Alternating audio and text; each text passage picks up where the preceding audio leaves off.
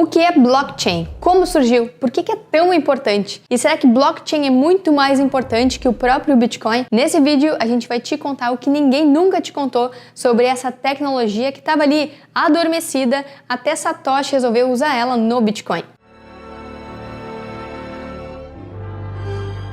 Hoje, milhares de projetos usam blockchain. Muitos são revolucionários e outros nem tanto. Mas é essa estrutura de registros que permite a descentralização das informações e que vai continuar mudando a nossa vida nos próximos anos. Antes de seguir adiante, se inscreve aqui no canal para acompanhar aí os próximos conteúdos sobre Bitcoin, blockchain e tudo que vem por aí nesse universo cripto.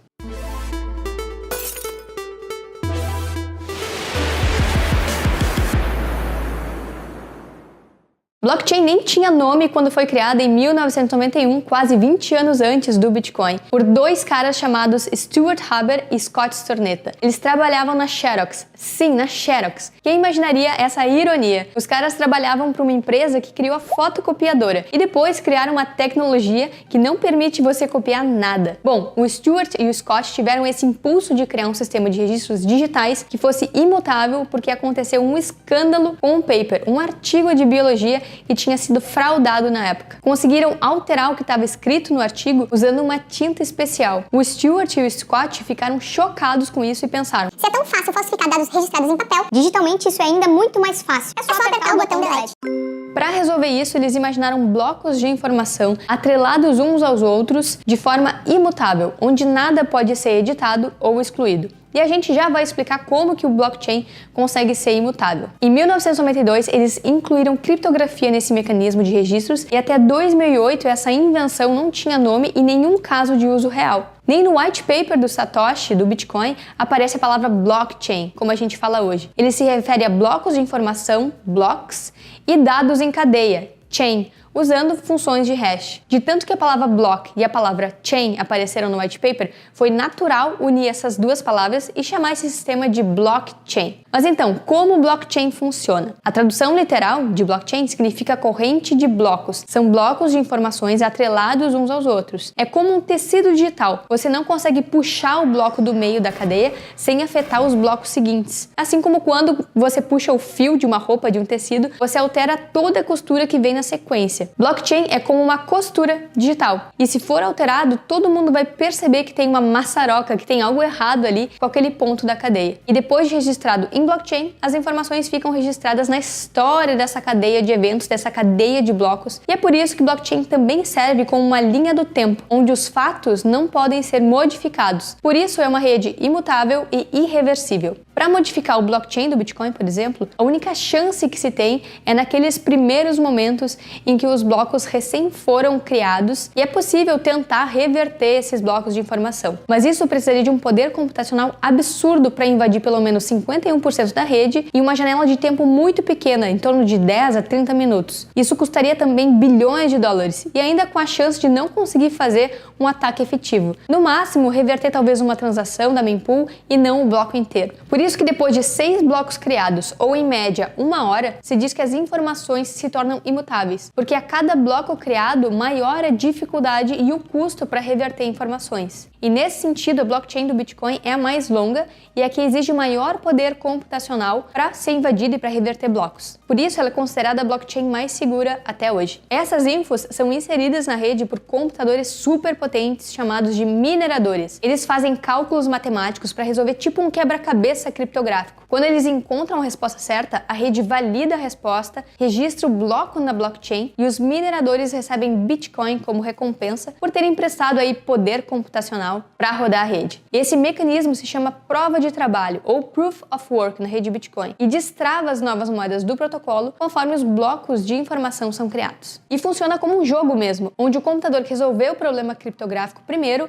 recebe os Bitcoins da rodada. Os mineradores, eles ficam competindo entre si o tempo todo para ver quem chega primeiro no cálculo e recebe os Bitcoins do próximo bloco. E são poucos, só vão ser criados 21 milhões de Bitcoins até o ano de 2140. Tá, Carol, entendi, é uma corrente de blocos, você não consegue mudar as informações porque elas são amarradas umas às outras, mas como que isso acontece? Vamos supor que a gente esteja olhando para a blockchain do Bitcoin agora. Cada bloco contém informações sobre as transações financeiras feitas na rede, tipo, endereço A enviou 2 Bitcoins para o endereço B. E também tem uma marcação digital, um carimbo, de data data e hora, chamado timestamp. Todos esses dados formam o conteúdo de cada bloco e são misturados de forma aleatória e transformados em um hash. Hash é um código criptografado, tipo esse aqui que está na foto, que resume e identifica tudo que está dentro daquele bloco de informação. É a partir do hash que a mágica funciona. Depois de criado o hash 1 do bloco 1, ele vai ser inserido junto com o conteúdo do próximo bloco, do bloco 2. Será tudo misturado ou liquidificado de forma aleatória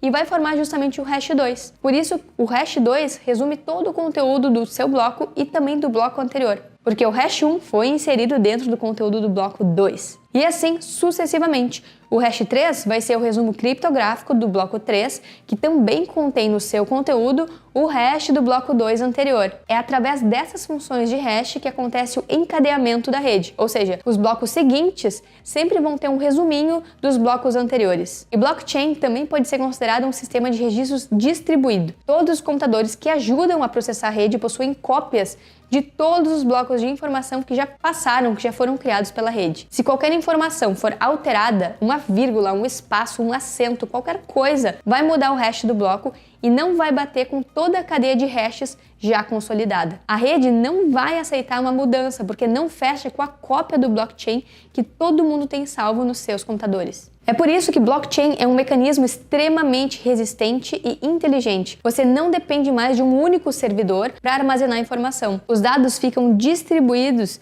de forma descentralizada, com milhares de cópias. Para destruir uma blockchain, você precisaria destruir todas as cópias que existem. Por exemplo, se cair um asteroide na Terra e uma cópia estiver disponível, a rede vai sobreviver a partir dessa única cópia. Esse sistema garante também que nenhum dado seja perdido. Todos podem verificar a veracidade dos registros. Tudo é feito em tempo real, de forma sincronizada e também de forma transparente. Além disso, qualquer pessoa pode auditar a rede, o que aumenta também a segurança, a eficiência, a confiança nos registros e elimina a necessidade de terceiros ou intermediários como uma única fonte de informação e confiança. O grande trunfo do blockchain é esse: eliminar a necessidade de intermediários. E uma rede que descentraliza a confiança só poderia ter o seu primeiro caso de uso como dinheiro. O sistema financeiro é onde a gente mais depende de intermediários, tanto para criar moedas e as políticas monetárias com os bancos centrais, quanto para transmitir a moeda para a população, os bancos comerciais. Só que, como bem disse Satoshi, a nossa história está repleta de violações dessa confiança, seja pelos bancos centrais manipulando as políticas monetárias e inflacionando as próprias moedas, seja via bancos comerciais criando mecanismos que dificultam o acesso das pessoas ao seu próprio dinheiro. Você já tentou sacar valores altos da sua conta bancária? Precisou passar pelo gerente, né? Isso mostra o quanto a gente não é livre para movimentar o próprio dinheiro. Precisa sempre pedir permissão e ficar dependente desses intermediários liberarem ou não. Ah, Carol, mas a gente não precisa do Bitcoin para ter essa tecnologia. É só colocar blockchain nos bancos. Bora colocar blockchain em tudo.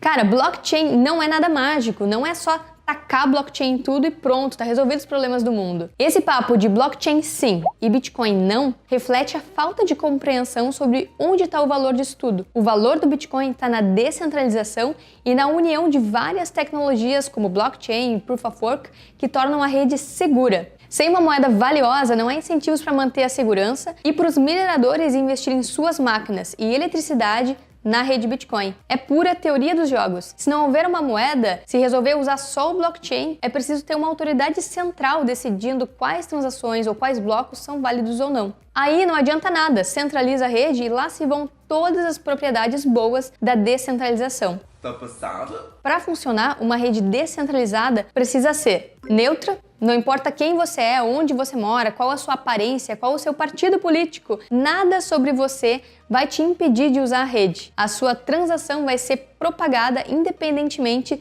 de qualquer característica sua, o que não acontece no sistema financeiro tradicional. Se você não fornecer seu endereço ou um CPF válido, você não consegue ter uma conta bancária, por exemplo. Você acaba sendo excluído do sistema. Precisa ser também sem fronteiras, assim como a internet. Não é de nenhum país, mas está em todos os lugares, especialmente porque o dinheiro se tornou informação. Bitcoin não é de nenhum país, mas ao mesmo tempo é de todos os países. Então não pode ser considerado uma moeda estrangeira, mas também não tem um órgão emissor específico. Isso muda toda a geopolítica local e está deixando os bancos centrais numa saia justa, porque Bitcoin pode separar o dinheiro do Estado. Assim como no passado houve a separação da religião do Estado. Precisa ser aberto, qualquer pessoa pode acessar. É só baixar um aplicativo e se conectar na rede. Não tem como impedir que as pessoas acessem o protocolo Bitcoin. Precisa ser também resistente à censura. Significa que não tem como parar a rede, porque dinheiro também é linguagem, um sistema de comunicação de comunicar valor. E liberdade de expressão é um direito humano. Muitos governos não concordam com isso, mas os governos também nunca concordaram com muitas das coisas ao longo da história